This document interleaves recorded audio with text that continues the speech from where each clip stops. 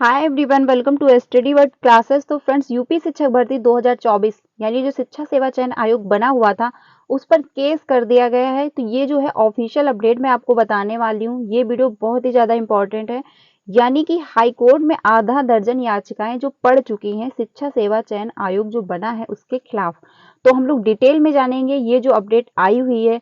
ठीक है, तो चैनल पर पहली बार आए हो तो वीडियो को लाइक करके चैनल को भी सब्सक्राइब कर लीजिएगा।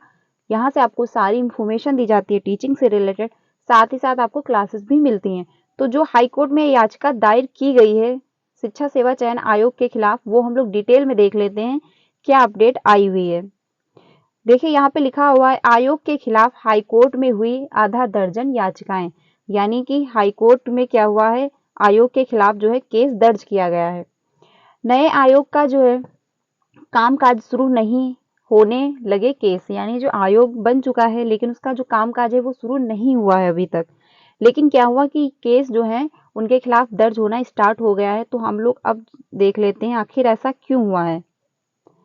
इसमें जो बात कही गई है, नवगठित उत्तर प्रदेश शिक्षा सेवा चयन आयोग ने अभी कामकाज शुरू भी नहीं किया है। यानी शिक्षा सेवा चयन आयोग बन चुका है, उसकी एक बैठक भी हुई, बट उसमें क्या हुआ, न्यू वैकेंसी के बारे में कोई अपडेट नहीं दी गई।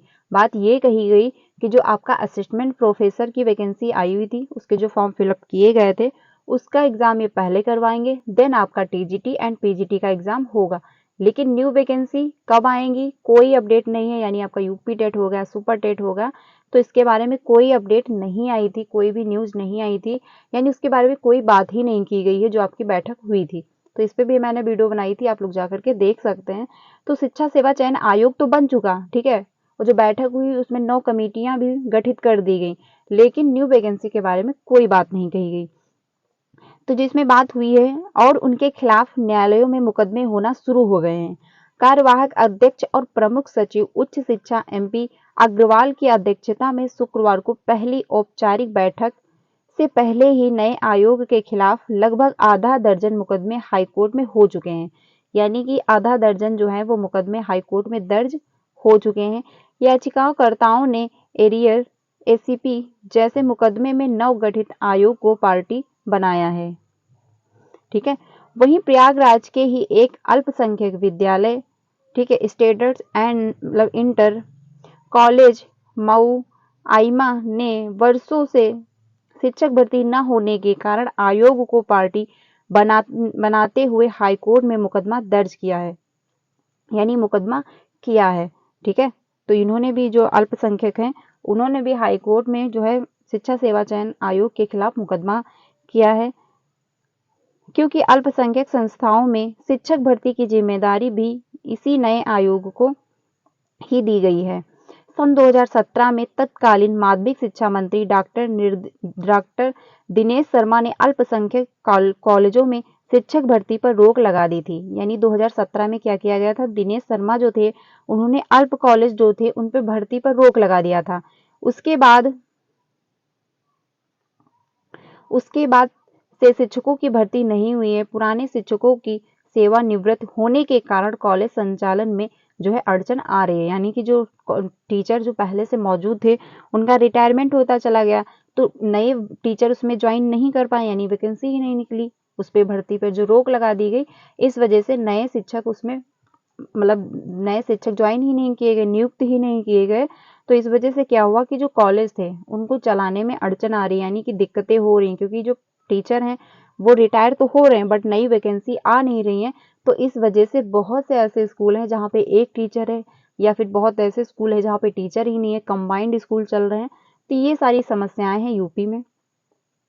बाकी जो बात आई है, मुकदमों का बोझ लेकर काम शुरू करेगा आयोग। ठीक है, नवगठित आयोग की शुरुआत हजारों मुकदमों के साथ होने जा रही है। नए आयोग में उच्चतर शिक्षा सेवा आयोग और मध्य शिक्षा सेवा चयन बोर्ड का विलय हो रहा है। वर्तमान में चयन बोर्ड के ऊपर 2500 से अधिक मुकदमे लंबित हैं। वहीं उच्चतर शिक्षा सेवा आयोग हाईकोर्ट से लेकर सुप्रीम कोर्ट तक तकरीबन 500 मुकदमों की जो है पैरवी कर रहा है।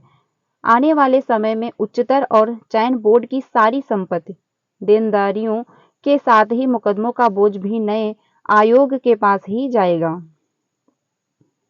ठीक है, कार्यवाहक अध्यक्ष ने शुक्रवार को ही पहली बैठक में में ही एक जो है कमेटी का गठन कर दिया था, जो मुकदमों की पैरवी के लिए अधिवक्ताओं के चयन की जो सिफारिश करेगी। यानी जो पहली बैठक हुई थी लखनऊ में, उसमें जो है एक कमेटी का गठन कर दिया गया है, जो ये मुकदमे दर्ज कराए गए हैं इनके मतलब इनकी जो है सिफारिश करे या फिर इन पे अपनी पैरवी करे। ठीक है, तो ये अपडेट है। यानी वर्तमान में चयन बोर्ड के ऊपर 2500 मुकदमे हैं लंबित। तो ये अपडेट आई हुई है। यानी जो शिक्षा सेवा चयन आयोग बन तो गया, लेकिन कोई वैकेंसी कहीं भी नहीं निकल रही। इस वजह से क्या किया गया है कि हाई कोर्ट में जो है याचिका दायर की गई है। तो ये सही किया गया है या फिर गलत किया गया, आप लोग कमेंट में बताना। लेकिन बात भी सही है, क्योंकि आयोग बन चुका है, वैकेंसी कहीं नहीं आ रही। 6 साल हो चुके हैं, यूपी में एक भी वैकेंसी देखने को नहीं मिली हुई है। टीजीटी पीजीटी के फॉर्म भी अप्लाई किए गए, ठीक है, उसके बाद भी पेपर नहीं हो पाया। अब जो बात की जा रही है कि आपका पहले प्रोफेसर असिस्टेंट की जो वैकेंसी आई थी उसका एग्जाम होगा, उसके बाद आपका टीजीटी एंड पीजीटी का एग्जाम होगा। ठीक है, तो आपका जो एग्जाम है टीजीटी पीजीटी का, ये अक्टूबर या फिर अगस्त लास्ट वीक में जाएगा। तो ये अपडेट है। बाकी जो बैठक की गई थी उसमें न्यू वैकेंसी के बारे में कोई भी बात नहीं की गई है। नौ कमेटी का गठन तो कर दिया गया कि जो है अपना सारा डाटा 15 दिन का टाइम भी दिया गया है कि 15 दिन के अंदर ये काम करने हैं। वो मैंने वीडियो बनाई थी, उसमें डिटेल में समझाया हुआ था, तो आप लोग ज्वाइन कर सकते हैं, उसमें देख सकते हैं कि क्या क्या बात कही गई थी जो बैठक हुई थी। लेकिन जो मेन पॉइंट था, क्योंकि हमको नई भर्ती चाहिए सुपर टेट, उससे रिलेटेड कोई भी बात नहीं की गई थी।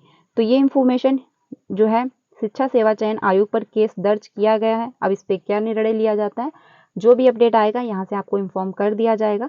तो चैनल को सब्सक्राइब कर लेना ताकि आपको सारी इन्फॉर्मेशन टाइम पे मिलती रहे। साथ ही साथ जो आपका एस्टेट एग्जाम है उसकी डेट आ चुकी है, एडमिट कार्ड भी डाउनलोड होना स्टार्ट हो चुके हैं। यानी स्टेट पेपर 1 वालों का जो पेपर है वो पहले होगा, साथ ही साथ पेपर 2 वालों का जो है वो जून में जाएगा, तो उनका एडमिट कार्ड जून के फर्स्ट वीक में देखने को मिलेगा। लेकिन स्टेट पेपर 1 वालों का एडमिट कार्ड डाउनलोड होना स्टार्ट हो चुका है। तो ये आपको कौन सी वेबसाइट पे मिलेगा, ये मैंने वीडियो बनाई है, आप वहां से जाकर के चेक कर सकते हैं और अपना एडमिट कार्ड भी डाउनलोड कर सकते हैं। साथ ही साथ उसका शेड्यूल भी जारी कर दिया गया है, तो वो भी आप लोग चेक कर सकते हैं।